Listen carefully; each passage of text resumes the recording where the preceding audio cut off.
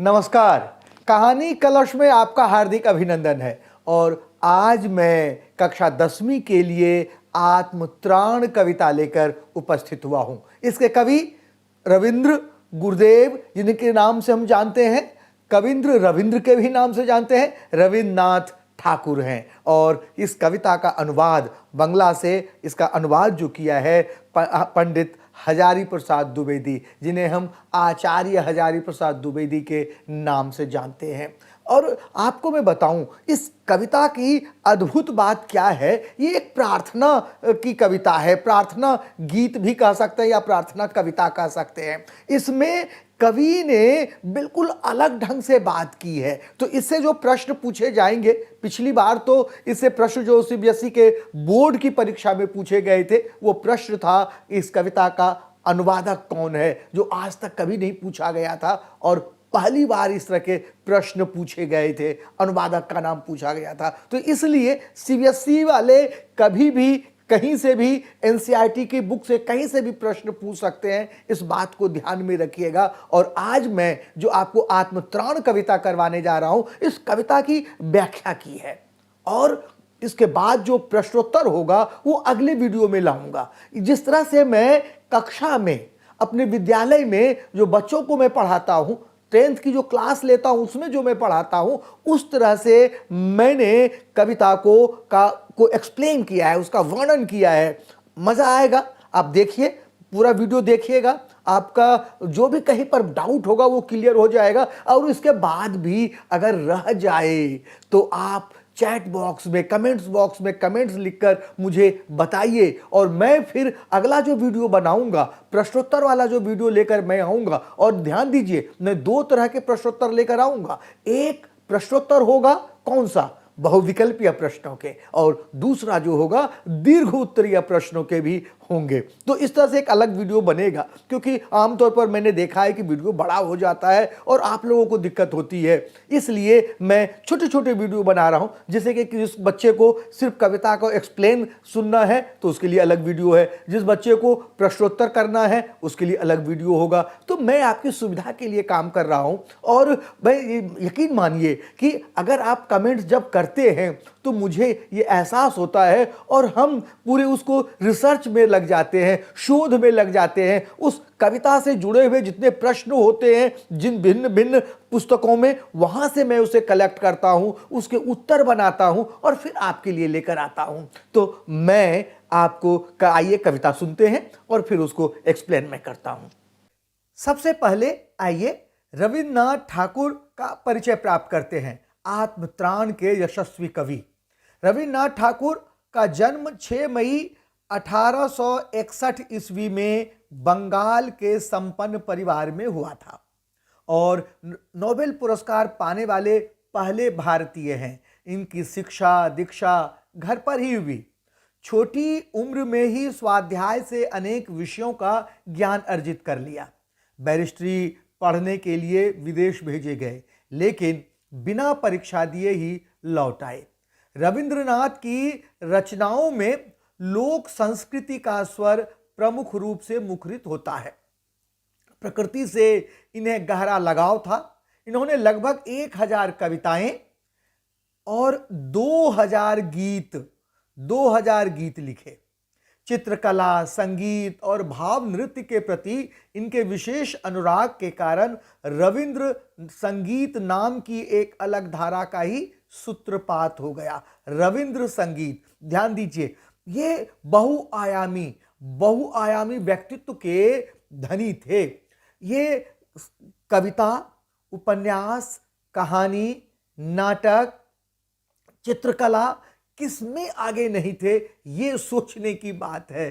सारी विधाओं में इन्होंने एक अलग अपनी छाप छोड़ी और इनका एक स्कूल ही चला, रविंद्र संगीत, चित्रकला स्कूल, रविंद्र स्कूल।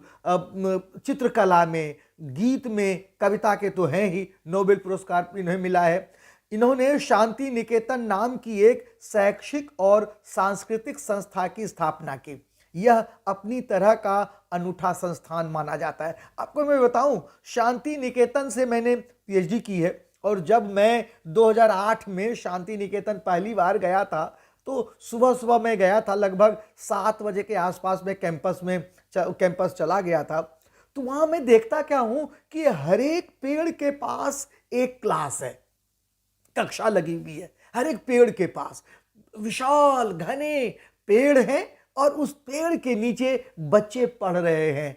क्या अद्भुत दृश्य था दोस्तों, मैं आपको क्या बताऊं, मैं उसे महसूस कर सकता हूं। जब कभी आपको मौका मिले तो शांति निकेतन जरूर जाइए। तो इन्होंने शांति निकेतन में एक अद्भुत, एक अलग तरह की शिक्षा व्यवस्था देने की कोशिश की, अलग संस्था बनाई और एक अद्भुत अनूठा है। अपनी काव्य कृति गीतांजलि के लिए नोबेल पुरस्कार से सम्मानित हुए।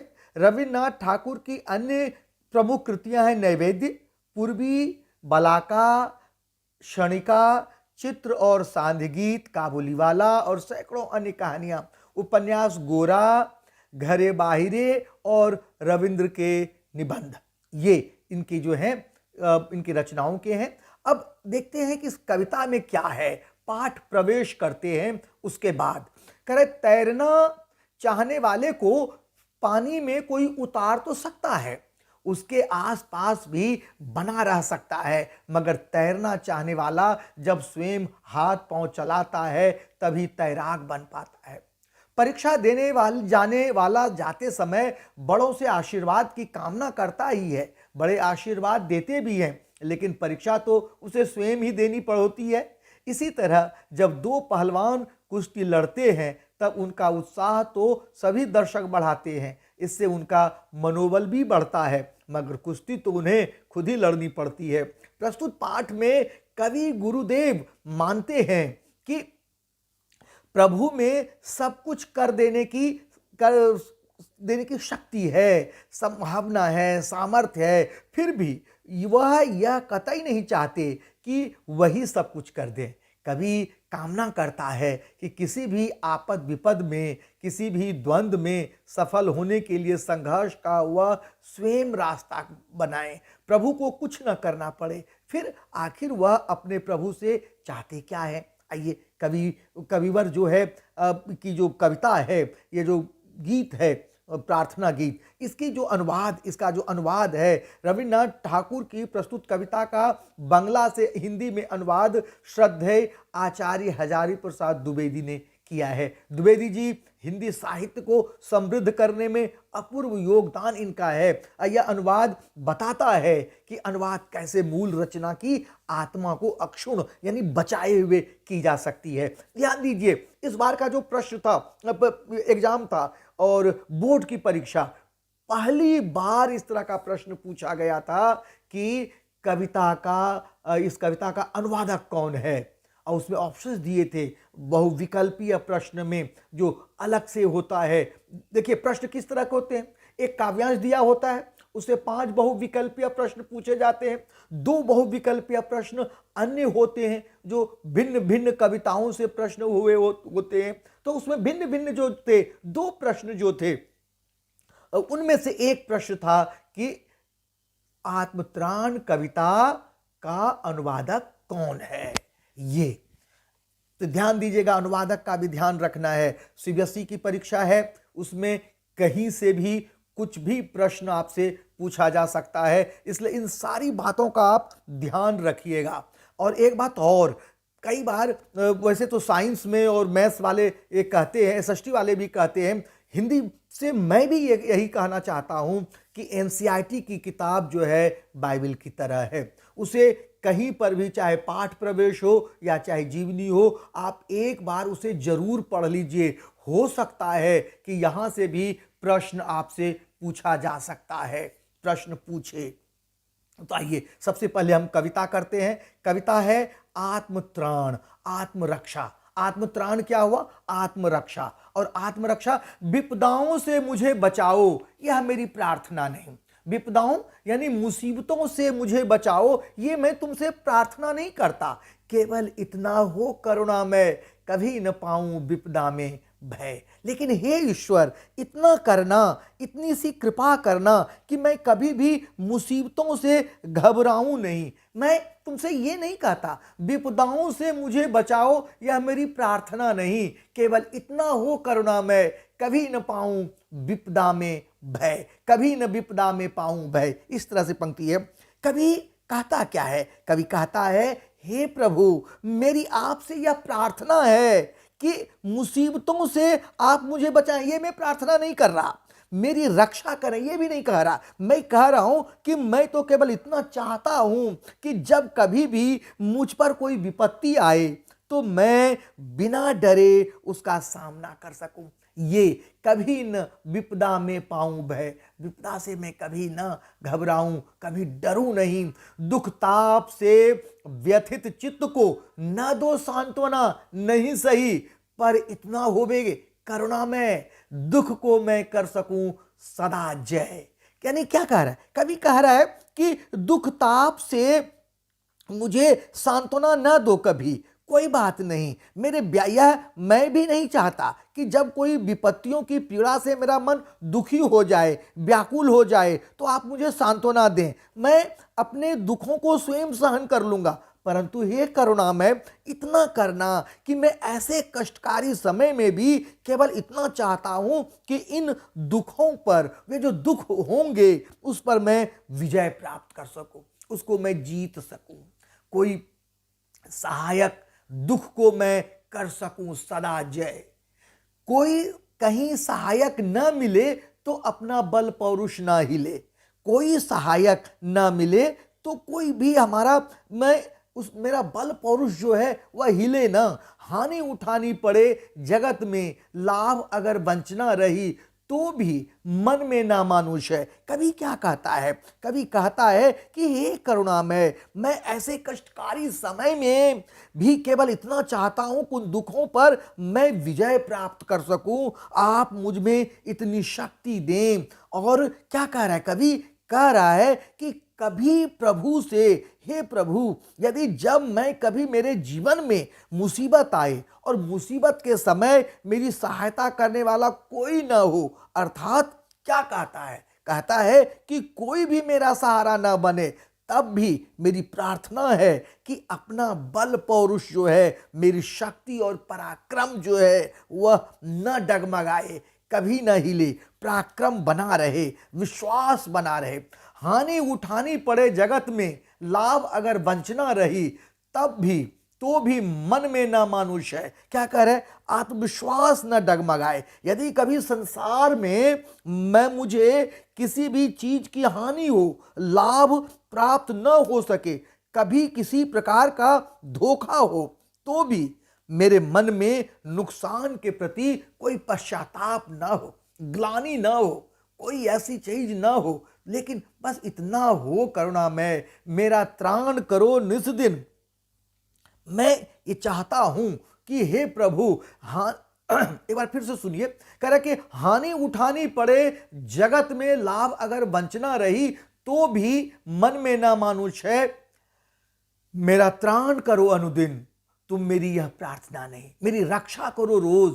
मैं ये आपसे यह प्रार्थना नहीं करता, पर इतना हो करुणा, लेकिन इतना हो करुणामय, इतना होवे कि तरने की हो शक्ति अनामय। किसी न किसी संकट से मुक्ति दिलाते रहो, परंतु हे करुणामय, मुझे रोग रहित रखना, यानी किसी भी प्रकार की क्षय बीमारी ना हो, अनामय मैं बना रहा हूं, निरोग बना रहा हूं। मेरा भार अगर लघु करके न दो सांत्वना, नहीं सही। कह रहे कि मेरा भार अगर लघु करके, कम करके सांत्वना न दो, ढाढ़स न दिलवाओ, तब भी कोई बात नहीं, लेकिन केवल इतना रखना अनुनय, इतनी सी कृपा रखना, वहन कर सकूं इसको निर्भय, इसे मैं वहन कर सकूं, सहन कर सकूं निर्भय, बिना किसी भय के मैं इसे सह सकूं, स्वस्थ रह कर सह सकूं, मैं अपनी शक्ति को बनाए रख सकूं और उस ताकत के सहारे भवसागर पार कर जाऊं। मैं यह भी नहीं चाहता कि मेरे कष्टों के भार को तुम कम करो। क्या कह रहे? केवल इतना हो करुणा मैं बहन कर सकूं इसे निर्भय, न तो शिर होकर सुख के दिन में। क्या कह रहा है? कभी कह रहा है कि मैं नहीं चाहता क्या नहीं चाहता? कवि कह रहा है कि मेरा भार अगर लघु करके न दो सांत्वना नहीं सही, मेरा भार जो है, मेरे कष्टों को कम कर दो, तब भी मेरी सांत्वना मत दो, कोई बात नहीं। मैं तो केवल इतना चाहता हूं कि जीवन में आने वाली सभी मुसीबतों का मैं डटकर, निर्भय, बिना डरे इसका सामना कर सकूं, और नत शिर होकर सुख के दिन में, जब मेरे अच्छे दिन हो तो सुख के दिनों में भी, हे प्रभु, मेरी तुमसे निवेदन है, मेरी कामना है कि जब कभी मेरे जीवन में सुख के दिन हो, नत शिर होकर सुख के दिन में, तब मुख पहचानूं छिन छिन में, दुख रात्रि में करें वंचना मेरी जिस दिन निखिल मही, उस दिन ऐसा हो करुणा मैं तुम पर करूं नहीं संशय। क्या कह रहा है कवि? कह रहा है कि हे प्रभु, मेरी आपसे यह कामना है कि जब कभी मेरे जीवन में सुखों के दिनों का आगमन हो, सुख के दिन आए, तब भी मेरे अंदर अहंकार ना हो, मैं आप पर उतनी ही अपनी आस्था बनाए रखूं। और क्या कह रहा है? तो हर दिन एक एक पल मैं आपका स्मरण करता रहूं, एक क्षण के लिए भी आपको ना मैं विस्मृत करूं, भुलाऊं नहीं। या ये नहीं कि आमतौर पर क्या होता है कि जब हमारे अच्छे दिन होते हैं, जब हमारे सुख के दिन होते हैं, तो हम प्रभु को, परमपिता को भूल जाते हैं, और थोड़े से कष्ट के दिन होते हैं तो हम परमपिता पर, ईश्वर पर संदेह करने लगते हैं, उन्हें ही अनाप शनाप हम बोलना शुरू कर देते हैं कि जो कुछ हो रहा है आपके कारण हो रहा है, आप हैं नहीं, आप कृपा नहीं कर रहे, आप मुझसे ये हैं वो हैं। इस तरह से हम अपने प्रभु को, अपने ईश्वर को ही बोलने लगते हैं, उनको उलाहना देने लगते हैं, एक तरह से कह सकते हैं कि। लेकिन कवि क्या कह रहा है? कवि कह रहा है कि सुख के दिन में भी मैं आपको पहचानता रहूं, कभी भी ऐसा ना, हर क्षण आपको मैं पहचानूं, दुख रात्रि में करे वंचना मेरी जिस दिन निखिल मही, पूरा संसार, पूरी पृथ्वी जो है मेरे जो है दुखों का धोखा दे, मुझे धोखा में मिले, तब भी मेरे मन में आपके प्रति कोई संदेह ना हो। क्या कर? दुख से भरी रातों में भी चाहे संपूर्ण सृष्टि से मुझे धोखा मिले, उसके बाद भी मैं आप पर अविश्वास न करूं। और कभी क्या कह रहा है कि मेरे मन में आपके प्रति कोई संदेह ही ना हो। यही बात है, अपने दुखों के लिए आपको दोषी न ठहराऊं। और हे प्रभु, हे करुणा में मुझ पर ऐसी कृपा दृष्टि रखना, उस दिन ऐसा हो करुणा में तुम पर करूं नहीं संशय। कह रहा है हे प्रभु, हे करुणा में मुझ पर ऐसी कृपा दृष्टि रखो कि मेरे मन में तुम्हारे प्रति आस्था और विश्वास सदैव बनी रहे। उस दिन ऐसा हो करुणा मैं तुम पर करूं नहीं कुछ संशय, तुम पर कोई अविश्वास ना करूं, तुम में उतनी ही आस्था बनी रहे। जब दुखों का पहाड़ मुझ पर टूटा हो, पूरी पृथ्वी के लोग जो है मुझे मेरे साथ धोखा करे, दुख रात्रि में वंचना में करें वंचना मेरी जिस दिन निखिल मई, उस दिन भी मैं आप पर अविश्वास न करूं। कभी यही कहना चाहता है। और एक बात मैं बताऊं, अनुवादक हजारी प्रसाद द्विवेदी जी, और एक बात मैं आपको बताऊं, इसमें कवि ने अन्य जो गीत हैं, प्रार्थना गीत हैं, उससे बिल्कुल भिन्न है। अन्य प्रार्थना गीत में हम आम तौर पर कहते हैं, प्रार्थना करते हैं कि हे ईश्वर, मुझ पर दुख न आए, मुझे कामयाबी दे दो, मैं ये कर लूं, मुझे ये प्राप्त हो जाए। लेकिन इसमें कवि क्या कहता है? कवि कहता है कि मैं ये नहीं कहता कि मुझे दुखों से बचाओ, मैं ये नहीं कहता कि मुझ पर मुसीबतें ना आए, मैं, हे ईश्वर, मुझे उससे लड़ने की शक्ति दे दो, मुझे पराक्रमी बना दो, मैं उससे निर्भय होकर लड़ सकूं। तो कवि का ये जो है अद्भुत प्रार्थना गीत है, प्रार्थना की कविता है। और इसके द्वारा, इसके बाद जो प्रश्नोत्तर हैं, प्रश्नोत्तर जो कुछ हैं मैं करवाऊंगा, और इससे जो मल्टीपल चॉइस वाले क्वेश्चंस होंगे, बहुविकल्पीय प्रश्न होंगे, वो भी मैं जल्द लेकर आपके पास उपस्थित होऊंगा। आज मैं इतना ही करवाऊंगा, यहीं पर मैं अपनी वाणी को विराम देता हूं। कविता को मैंने ये सोचा है कि कविता को एक अलग से करवाऊं और प्रश्न उत्तर के लिए एक अलग से वीडियो आपके लिए मैं बनाऊं। तो जल्द ही मैं आपके लिए इसके प्रश्नोत्तर जो हैं, दो तरह के प्रश्नोत्तर होंगे। एक बहुविकल्पीय प्रश्न होंगे और उसके उत्तर होंगे, और दूसरा जो होगा दीर्घ उत्तरीय प्रश्न होंगे और उसके उत्तर होंगे, जो 3-3 नंबर वाले होंगे और बहुविकल्पीय जो है 1-1 नंबर वाले होंगे। तो ये दोनों तरह के प्रश्नों को लेकर मैं जल्द ही आपके पास नया वीडियो लेकर उपस्थित होऊंगा। कविता कैसी लगी? अगर अच्छी लगी हो तो आप अपने कमेंट्स जो है या अपनी राय जो है कमेंट्स बॉक्स में लिखकर जरूर दीजिए। अब मैं अपनी वाणी को यहीं पर विराम दूंगा, और विराम देने से पहले मैं आपसे एक अनुरोध पुनः पुनः पुनः करूंगा कि अगर आपको अच्छी कविता लगती हो, अगर आपको वर्णन अच्छा लगता हो, एक्सप्लेन करने का तरीका अगर अच्छा लगता हो, तो जरूर हमें लाइक और सब्सक्राइब कीजिए और कमेंट्स बॉक्स में कमेंट्स लिखकर हमें बताइए। बहुत बहुत धन्यवाद।